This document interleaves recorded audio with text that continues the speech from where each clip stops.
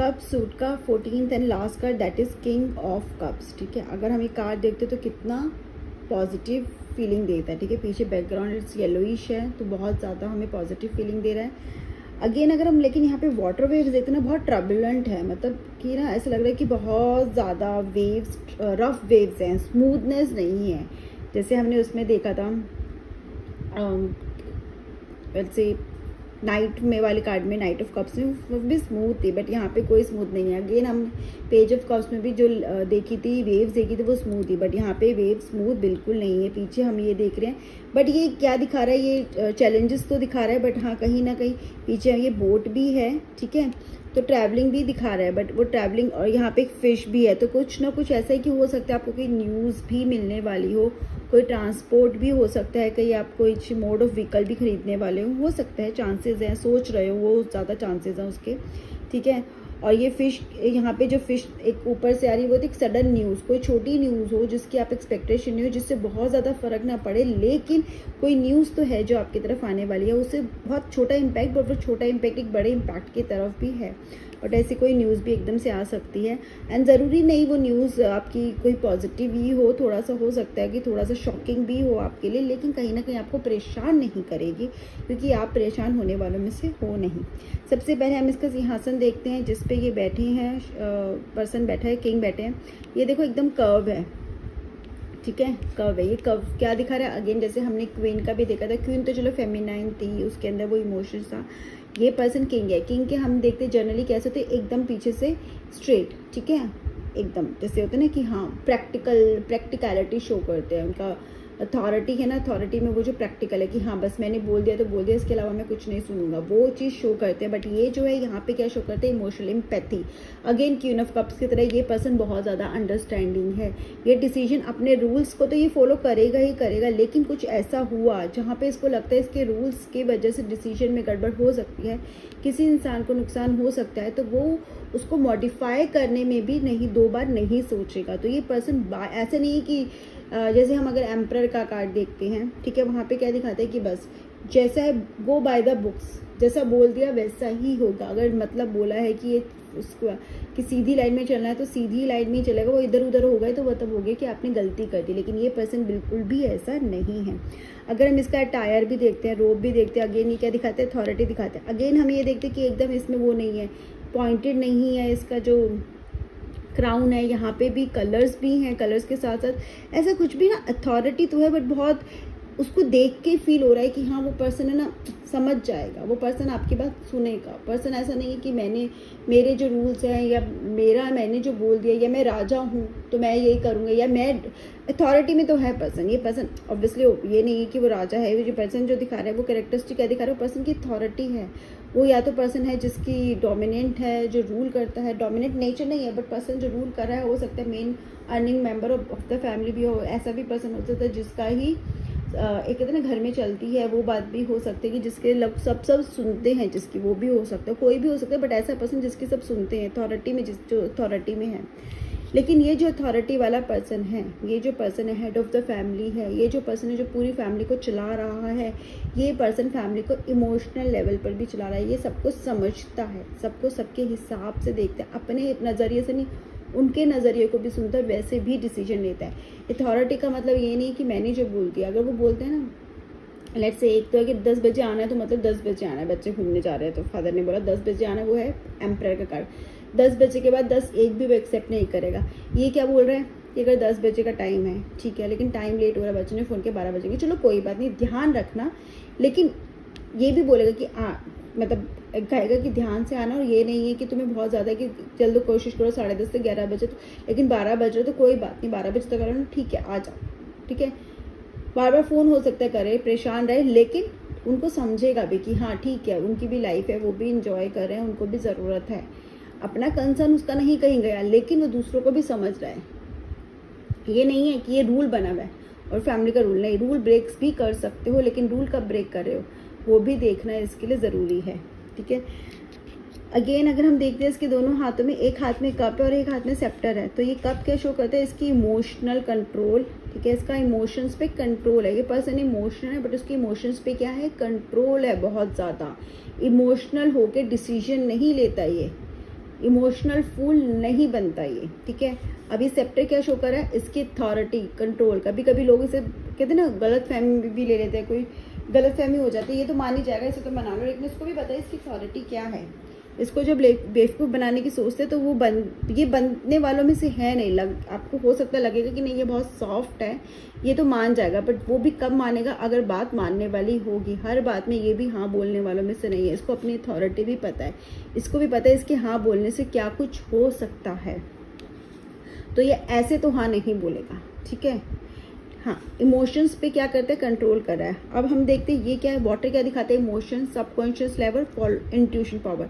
Again इसकी intuition power, cups में intuition power आ रहा है, अगर कट पर्सन को रिप्रेजेंट कर रहा है तो मतलब उस पर्सन की इंट्यूशन पावर स्ट्रॉन्ग होनी ही चाहिए, या फिर वो पर्सन अगर अपनी इंट्यूशन फॉलो करेगा तो वो कहीं ना कहीं सही उसको डिसीजन ले पाएगा। यहाँ पे भी इसकी इंट्यूशन पावर स्ट्रॉन्ग है, इसका बहुत बैलेंस्ड है। अब ये किंग बेसिकली रिप्रेजेंट क्या कर रही है, किंग रिप्रेजेंट करता है, अच्छा इसको भी हम ये देखें ना, अगर हम ये वेव्स को भी समझें तो क्या है, ट्रबल्ड वेव्स है, और इसका क्या है, लेकिन ये एकदम काम है। ट्रबल सिचुएशन में भी इसको पता है कैसे काम रह के डिसीजन लेना है। जैसे हमने नाइट ऑफ कप्स में देखा तो उसकी तो वैसे भी इन्वायरमेंट ही काम था, बट उसको भी पता है कि काम कैसे रहने, क्योंकि हमने देखा तो प्रॉब्लम बहुत छोटी लग रही थी उसके आगे। सिमिलरली यहाँ पे प्रॉब्लम छोटी नहीं है, ठीक है, बहुत क्लियरली विजिबल है, बट ये इसको हर छोटी बड़ी कोई भी प्रॉब्लम आ जाए इसको पता है सॉल्यूशन कैसे करें। वो इतना मेच्योरिटी इसने गेन कर लिया विद द टाइम, ठीक है, मेच्योरिटी है, वो बैलेंस्ड है इसके एटीट्यूड में, वो इसके इमोशन पे इतना कंट्रोल है, प्रैक्टिकल भी है ये, वो सब चीज़ों के साथ ये इस ट्रबलन से, चैलेंजेस से, ऐसी कंडीशन जो कंडीशन जिसे हम कहते हैं ना कि बहुत ज़्यादा डिस्ट्रप्टिव है, उसमें भी ये काम रहता है। जितनी मर्जी सिचुएशन ख़राब हो ये काम ही रहेगा, ये एकदम से गुस्से में बोलने वालों में से नहीं है। अगर हम इस कार्ड को और समझे तो कैसे, ये पर्सन कौन है, ये पर्सन वो है जो बहुत बैलेंस्ड है, ये इसको पता है प्रैक्टिकल और इमोशन, कहते हैं ना माइंड और हार्ट का एक बैलेंस करके डिसीजन लेना इसको बहुत अच्छे से आता है।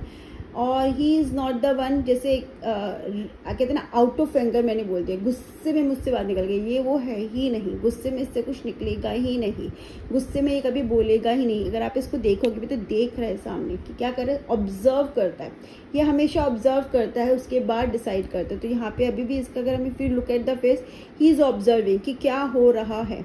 मे बी जो चीज़ हो रही है वो गलत हो रही है, उसको शायद पसंद ना रही, हो सकता है बिल्कुल सही हो रही है, जो भी है उसको ऑब्जर्व करा, उसके बाद अगर इसके पास डिसीजन आते हैं तो लेते हैं, बीच में तो ये पड़ता ही नहीं है, इंटरफेयर करने की इसकी कोई हैबिट नहीं है, राइट।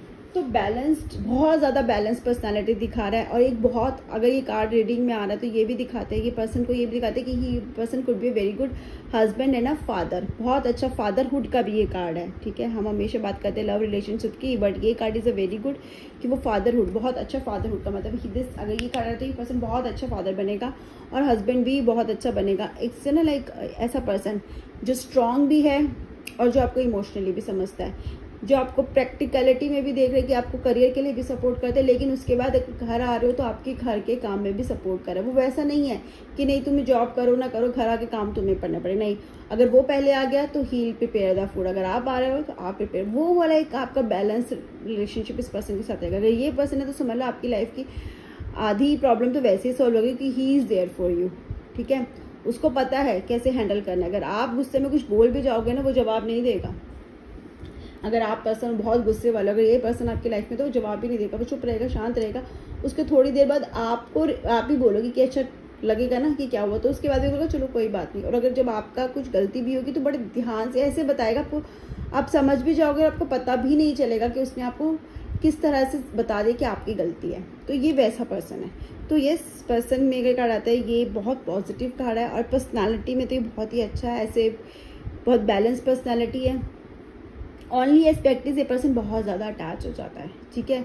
ये बहुत लॉयल है पर्सन, ठीक है, सब कुछ है, लेकिन ये कि अगर ये किसी से अटैच हो गया ना तो हो जाता है।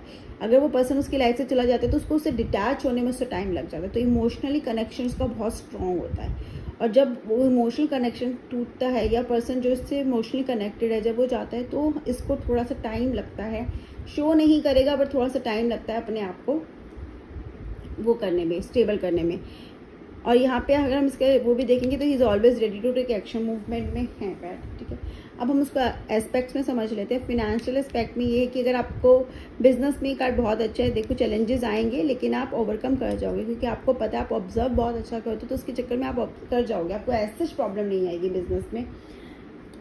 और अगर हम बोलते हैं इन्वेस्टमेंट पर्पस में, तो इन्वेस्टमेंट आप करो, इन्वेस्टमेंट में आपको फ़ायदा होगा, लेकिन अपनी पूरी रिसर्च करके, अपना पूरा होमवर्क करके, जितना भी आपको पता करना है वो पता करने के बाद आप करोगे तो सही है। ये नहीं है किसी ने बोला हाँ ये बहुत अच्छा और आपने इन्वेस्टमेंट कर दी, अगर आप ऐसा करोगे तो हो सकता है गड़बड़ हो जाए। लेकिन अगर आप अपने पूरा उसका पता कर लिया, अपने सारे रिसर्च कर लिए, देख लिया कि कहाँ से क्या हो रहा है उसके बारे में, उसके आगे क्या क्या हो सकता है, और अगर आप सेटिस्फाइड हो तो आपको इन्वेस्टमेंट में कोई प्रॉब्लम नहीं होगी। बट ये कार्ड आपको हमेशा क्या कहता है, टेक अ रिस्पॉन्सिबल डिसीजन।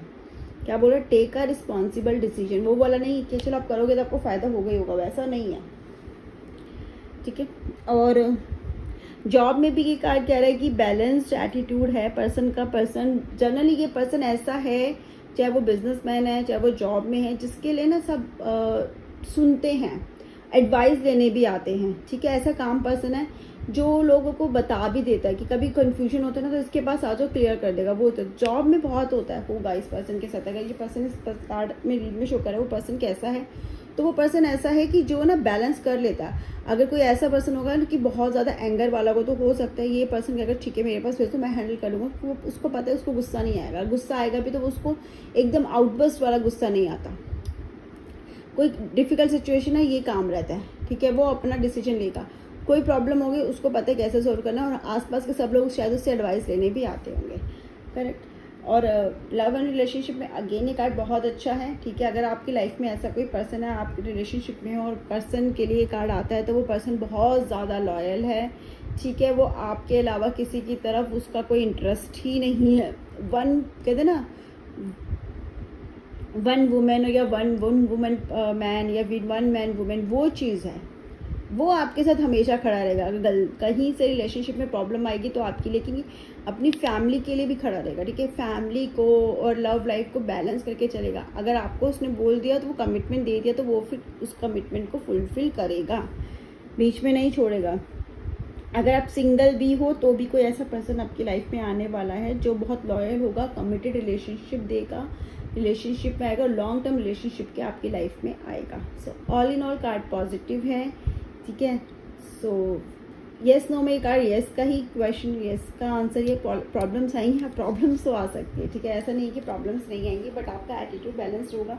हाँ एडवाइस में क्या होगा कि एडवाइस में ही कार्ड आता है तो आप बोल सकते हो कि रिस्पॉन्सिबिलिटी लो, ठीक है। You need to take the responsibility. Emotional या प्रैक्टिकल होकर डिसीजन लेने, बैलेंस डिसीजन लेने की ज़रूरत है। Okay, this is all about the card. Thank you and have a nice day.